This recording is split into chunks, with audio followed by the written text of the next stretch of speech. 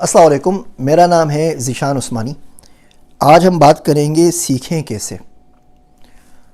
तजुर्बे की बुनियाद पे कुछ बातें आपसे अर्ज़ करूं। जिस चीज़ को सीखना चाहें, जिस टॉपिक को, जिस सब्जेक्ट को, सबसे पहला काम करें कि उससे मुताल्लिक़ अच्छे अच्छे लोगों की चंद चीदा किताबें पढ़ लें। अब बहुत सारी किताबें पढ़ेंगे ना, तो आप देखेंगे हर बंदा एक ही बंदे को कोट कर रहा है, घूम फिर के सब वहीं आ जाते हैं। आप जेनेटिक एल्गोरिथम पढ़ रहे हो और आपको जॉन हॉलैंड का नहीं पता, तो आपने जेनेटिक एल्गोरिथम नहीं पढ़े। मार्विन मिन्स्की का नाम आपने नहीं सुना, आप जेनेटिक प्रोग्रामिंग कर रहे हैं, तो छोड़ दीजिए इस बात को कि आप जेनेटिक प्रोग्रामिंग कर रहे हैं। एलन ट्यूरिंग का नाम नहीं पता, फिज़िक्स में स्टीफन हॉकिंग का नाम नहीं पता, फ़िलासफ़ी में पीटर सिंगर को नहीं पढ़ा, नोम चॉम्स्की का नाम नहीं सुना, तो ये पता चल जाता है। तो किताब आप जल्दी पढ़ सकते हैं। तो पहला काम करें कि कुछ किताबें पढ़ें, क्योंकि यूट्यूब के ऊपर, ब्लॉग्स के ऊपर लोगों ने बहुत बकवास की होती है, घंटा भर सुनते हैं, कोई एक मिनट की बात भी इस काम की नहीं होती कि बंदा उसको याद रखने के काबिल हो या उसको आगे कहीं फैला सके। तो किताब ज़रूर पढ़ लें।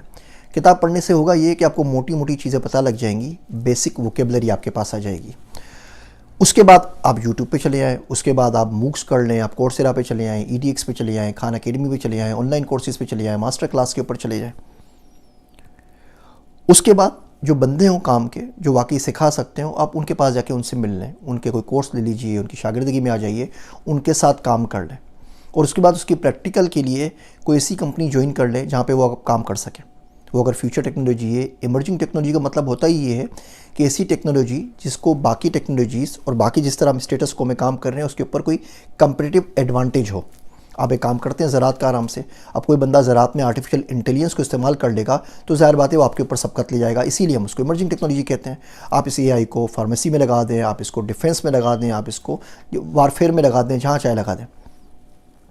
लेकिन सीखने का तरीका बड़ा सिंपल है। हम लोग उल्टे चल रहे होते हैं। हम कोशिश करते हैं सबसे पहले यूट्यूब से कोई बात सुन लें। अच्छा, जिससे बात सुन रहे हैं उसकी भी चेकिंग नहीं करते कि उसके पीछे कौन है। हमेशा देख लेना चाहिए जो बंदा बात कर रहा है उसके पीछे क्या है, उसने कहाँ से पढ़ा है, कहाँ से तरबियत हासिल की है।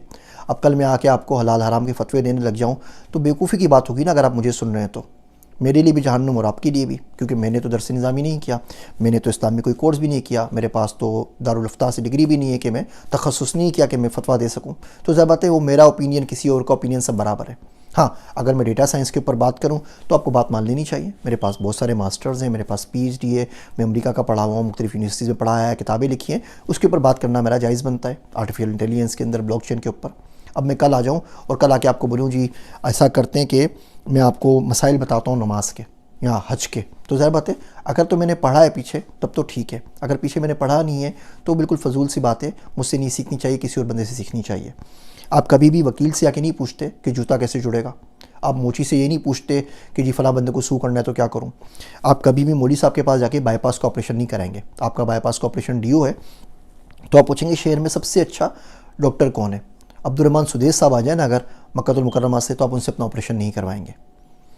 तो सीखने के अमल में सबसे पहले किताबें, पढ़े लिखे लोगों की जो उस फील्ड के माहिर हों। उसके बाद फिर आप यूट्यूब और कोर्सेज़ के ऊपर आए और उसके बाद प्रैक्टिकल काम उसमें बहुत ज़रूरी है। और बहुत ज़्यादा बचने की ज़रूरत है उन लोगों से जिनके पीछे कोई ना हो, कोई मेंटर ना हो, टीचर ना हो, या कोई डिग्री ना हो, कहीं जगह से सिक्का बंद जगह से पढ़े हुए नहीं हो।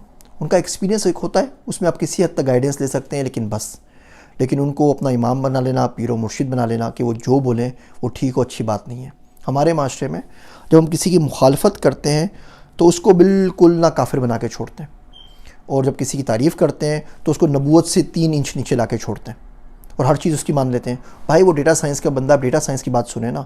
आपने बीवी के साथ क्या सलूक करना है, बच्चों को कैसे पालना है, नमाज कैसे पढ़नी है, ज़कात कैसे निकालनी है, उसका उससे क्यों पूछते हैं। उसके बारे में उससे पूछना अपने साथ भी जुल्म है, उसके साथ भी जुल्म है। हमारे पास बहुत सारे बच्चे होते हैं जो बड़े बड़े मोटिवेशन स्पीकर्स को देख के अपनी डिग्रियाँ फाड़ देते हैं, अपने पासपोर्ट फाड़ देते हैं और पता नहीं क्या कुछ करते हैं। जबकि इनमें से बहुत सारे कंपनीज़ के आप मालिकान को देखें तो इन सबके पास डबल क्या ट्रिपल नेशनलिटीज़ होती हैं, 3 4 जगह की रेजिडेंसीज़ होती हैं। इनके अपने पास इनके बच्चे बाहर होते हैं, इनके चैनल से बहुत पैसे कमा रहे होते हैं, और आपको बोलते हैं जी सब कुछ छोड़ के आप दुनिया को त्याग दें और दीन के ऊपर लग जाएं। बहरहाल फिर कभी इसके ऊपर बात करेंगे। अभी हमारी वीडियो थी सीखे कैसे। मेरी बातें सुनने का शुक्रिया। मैं हूँ आप सबका ज़ीशान उस्मानी।